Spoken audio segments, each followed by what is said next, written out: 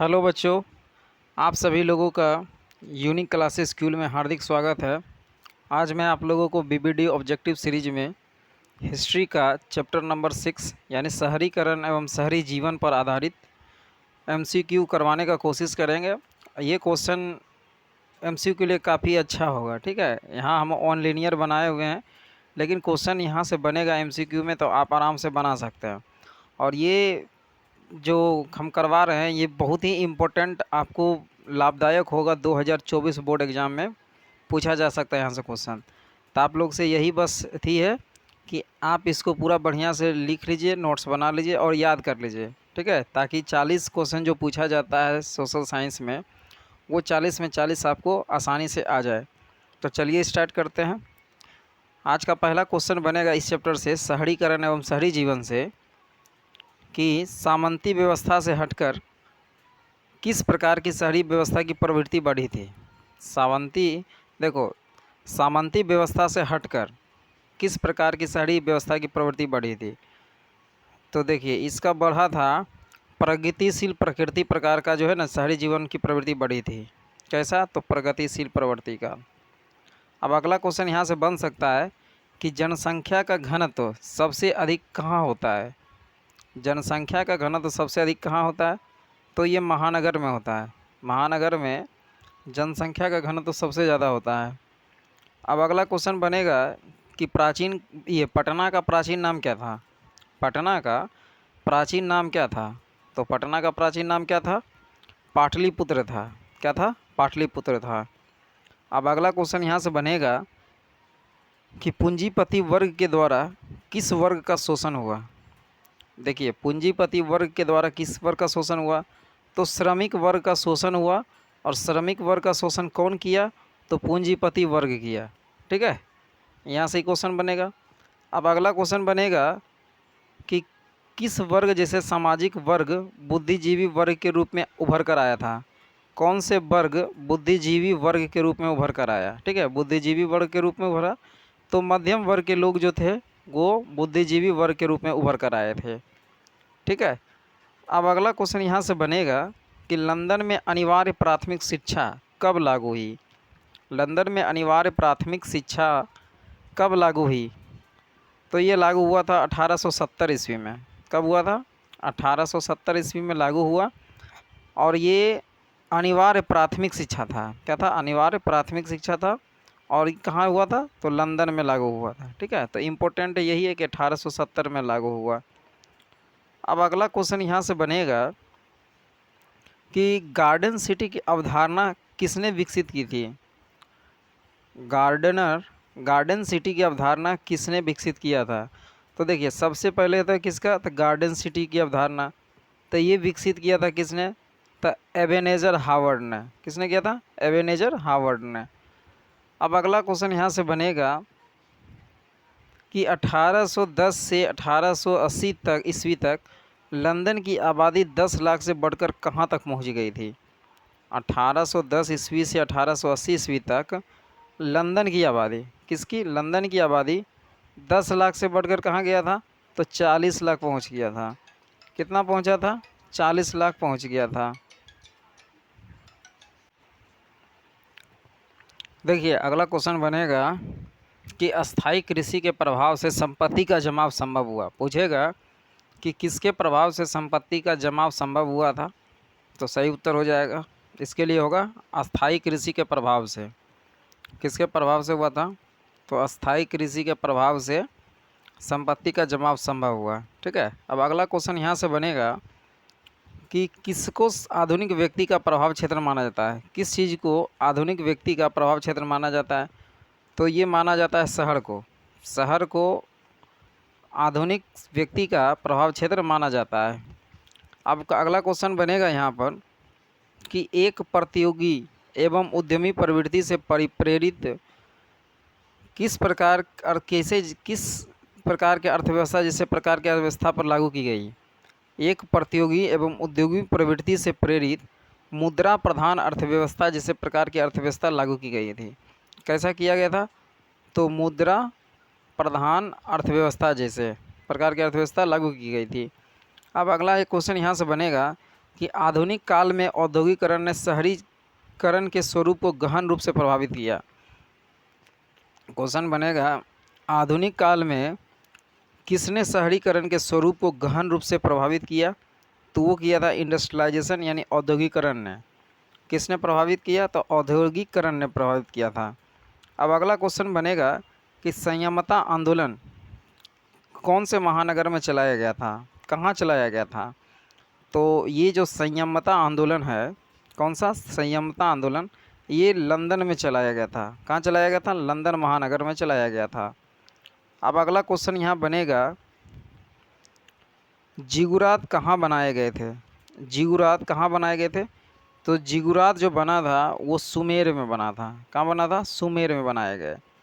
अब अगला क्वेश्चन यहाँ से बनेगा कि आधुनिक शहरी का उदय सबसे पहले कहाँ हुआ? आधुनिक शहरी का उदय सबसे पहले कहाँ हुआ?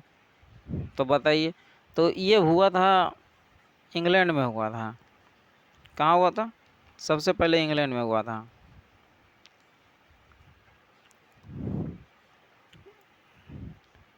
आधुनिक शहरी का उदय सबसे पहले कहाँ हुआ? इंग्लैंड में हुआ था। अब अगला क्वेश्चन बनेगा कि पटना में गोलघर का निर्माण कब हुआ था? पटना में गोलघर का निर्माण कब हुआ? तो ये हुआ था 1786 ईस्वी में। कब हुआ था? 1786 ईस्वी में हुआ था।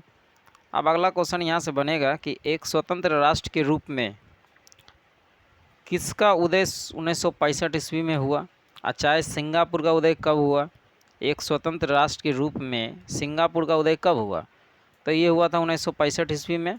किसका हुआ था? तो सिंगापुर का हुआ था। ठीक है। कैसे हुआ था? तो एक स्वतंत्र राष्ट्र के रूप में। ठीक है, एक स्वतंत्र राष्ट्र के रूप में हुआ था। अब अगला क्वेश्चन बनेगा कि बम्बई में किराया कानून कब लागू किया गया? बम्बई में किराया कानून, देखिए बम्बई में एक तो पहले हुआ बम्बई, दूसरा है किराया कानून, और ये लागू हुआ था 1918 ईस्वी में। कब हुआ था? 1918 ईस्वी में। कब हुआ था? 1918 ईस्वी में। ठीक है। अब अगला क्वेश्चन बनेगा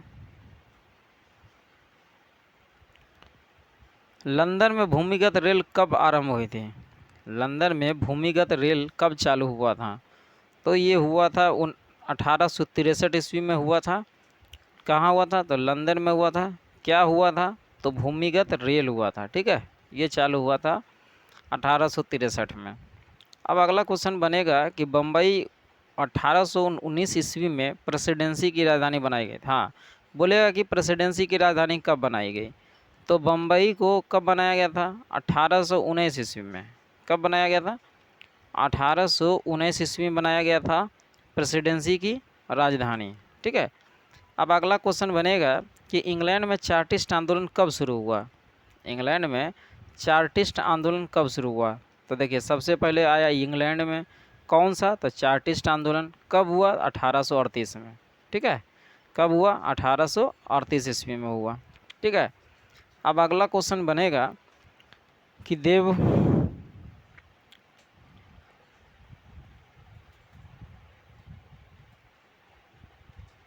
अगला बनेगा कि देवगानेर मर्त्य आगमन नामक उपन्यास में किस महानगर का वर्णन किया गया? देखिए एक तो आया सबसे पहले देवगानेर मर्त्य उपन्यास, उपन्यास नहीं है, देवनागर मर्त्य आगमन नामक उपन्यास था। ठीक है, इसमें कलकत्ता महानगर का चर्चा किया गया यानी वर्णन मिला था। अब अगला क्वेश्चन बनेगा कि किसके अनुसार पाटलिपुत्र नगर वाले प्रतिवर्ष बुद्ध और बोधिसत्व का जुलूस 20 रथों पर निकालते थे? किसके अनुसार? तो देखिए ये निकालते थे फाहियान के अनुसार। पता चला फाहियान के अनुसार पाटलिपुत्र नगर वाले, ठीक है, कहाँ के? तो पाटलिपुत्र नगर वाले हर एक वर्ष प्रतिवर्ष बौद्ध और बोधिसत्व का जुलूस, क्या था? जुलूस था जो कि 20 रथ पर निकालते थे। तो इम्पोर्टेंट है ये जो 20 रथ है, ये भी इम्पोर्टेंट है, इस पर निकाला जाता था। ठीक है, 20 रथ पर। तो 23 क्वेश्चन यहाँ से हुआ। अब देखिए अगला क्वेश्चन बनेगा यहाँ से 24 नंबर कि मगध साम्राज्य की प्राचीन विशाल स्नानागार कहाँ बना था? विशाल स्नानागार जो थे वो कहाँ बना था? तो मोहनजोदड़ो में बना था। कहाँ बना था? मोहनजोदड़ो में। ठीक है।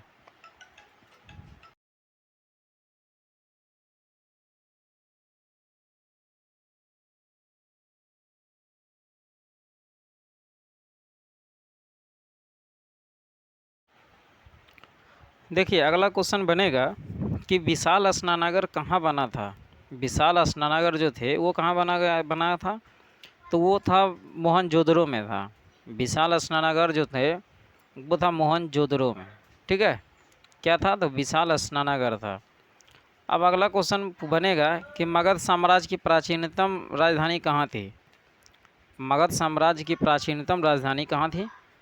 तो ये थी राजगृह में था। कहाँ था? राजगृह में था। क्या था? तो मगध साम्राज्य की प्राचीनतम राजधानी था। ठीक है। तो प्राचीनतम राजधानी कहाँ था? तो राजगृह में था। अब अगला क्वेश्चन बनेगा कि विश्व के प्राचीनतम शहर कहाँ बसा था? विश्व के प्राचीनतम शहर कहाँ बसा था? तो ये मेसोपोटामिया में बसा था। ठीक है। विश्व का प्राचीनतम शहर कहाँ था? तो मेसोपोटामिया में बने थे बसे। अब अगला क्वेश्चन बनेगा कि the bitter cry of outcast किस लेखक the bitter cry of outcast London के लेखक एंड्रयू मिनर्स थे। ठीक है। The bitter cry of outcast कौन थे? तो लंदन के एक लेखक एंड्रयू मिनर्स थे। अब अगला क्वेश्चन बनेगा कि तख्त श्री हरमंदिर जी साहब कहाँ स्थित है? तख्त श्री हरमंदिर जी साहब कहाँ स्थित है? तो ये पटना साहिब में स्थित है। ठीक है। अब अगला क्वेश्चन बनेगा कि लंदन में रैन बसेरा किस लोगों के लिए बनाया गया? किसके लिए बनाया गया? तो लंदन में रैन बसेरे बेसहारा लोगों के लिए बनाया गया था। अगला क्वेश्चन बनेगा कि दादा साहेब फाल्के ने कौन सी फिल्म का निर्माण किया? दादा साहेब फाल्के ने किस फिल्म का निर्माण किया? तो वही किए थे राजा हरिश्चंद्र फिल्म का। किसका निर्माण किए थे? तो राजा हरिश्चंद्र फिल्म का निर्माण किए थे। अब अगला क्वेश्चन यहाँ से बनेगा कि बैरन हॉस्मोन किसका प्रीफेक्ट था? बैरन हॉस्मन किसका प्रीफेक्ट था? तो सिया का प्रीफेक्ट था। ठीक है। बैरन हॉस्मैन सिया का प्रीफेक्ट था। अब अगला क्वेश्चन बनेगा कि पाटलिपुत्र किसके समय में मगध की राजधानी बनी? पाटलिपुत्र उदयन के समय में मगध की राजधानी बनी। ठीक है। किसके समय में? तो उदयन के समय में। अब अगला क्वेश्चन बनेगा कि आधुनिक नगरों का विकास किस क्रांति से हुआ? आधुनिक नगरों का विकास किस क्रांति से हुआ? तो औद्योगिक क्रांति से हुआ। किस क्रांति से हुआ? औद्योगिक क्रांति से हुआ। ठीक है। अब अगला क्वेश्चन बनेगा कि लंदन में गार्डन सिटी की योजना किसके लिए बनाई गई थी? तो लंदन में गार्डन सिटी की योजना धनी लोगों के लिए बनाई गई थी। किसके लिए बनाया गया था? धनी लोगों के लिए बनाया गया था। अब अगला क्वेश्चन बनेगा कि ईस्ट इंडिया कंपनी को ब्रिटेन के चार्ल्स द्वितीय राजा ने बम्बई दे दिया था।